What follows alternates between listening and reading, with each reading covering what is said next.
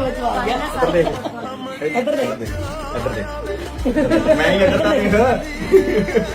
ਆਪ ਸਭ ਨੂੰ ਪਤਾ ਹੈ ਕਿ ਹਰ ਇੱਕ ਮੁੰਡਾ ਕੁੜੀ ਬਾਹਰਲੇ ਮੁਲਕ ਤੋਂ ਆ ਕੇ ਆਪਣੇ ਮਾਂ ਪਿਓ ਨੂੰ ਵੱਖਰੇ ਤਰੀਕੇ ਨਾਲ ਸਰਪ੍ਰਾਈਜ਼ ਦਿੰਦੇ ਹਨ। ਉੱਥੇ ਇਹ ਵੀਡੀਓ ਸੋਸ਼ਲ ਮੀਡੀਆ 'ਤੇ ਕਾਫੀ ਵਾਇਰਲ ਹੋ ਰਹੀ ਹੈ। ਵੀਡੀਓ ਤੁਸੀਂ ਦੇਖ ਸਕਦੇ ਹੋ ਕਿ ਭਰਾ ਕੈਨੇਡਾ ਤੋਂ ਬਿਨਾਂ ਦੱਸੇ ਆਪਣੇ ਘਰ ਆਉਂਦਾ ਅਤੇ ਜਦੋਂ ਭੈਣ ਆਪਣੇ ਭਰਾ ਨੂੰ ਦੇਖਦੀ ਆ ਅਤੇ ਰੋਣ ਲੱਗ ਪੈਂਦੀ ਆ ਅਤੇ ਭੈਣ ਨੂੰ ਯਕੀਨ ਨਹੀਂ ਹੁੰਦਾ ਮੇਰਾ ਭਰਾ ਆ ਗਿਆ, ਜਿਸ ਦੀ ਤੁਸੀਂ ਅੱਗੇ ਵੀਡੀਓ ਕਲਿੱਪ ਦੇਖ ਸਕਦੇ ਹੋ।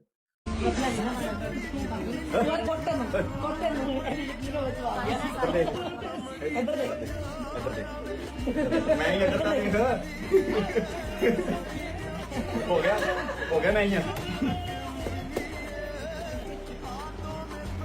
ਦੇਖ ਲਾ ਮੈਨੂੰ ਤਾਂ ਪਤਾ ਹੀ ਹੈ ਤੂੰ ਮੈਂ ਤੈਨੂੰ ਨਹੀਂ ਪਤਾ। ਮਰ ਲਾ ਸੱਚੀ ਸਾਖਸ਼ਾਤ ਦਰਦ ਹੁੰਦੀ ਹੈ।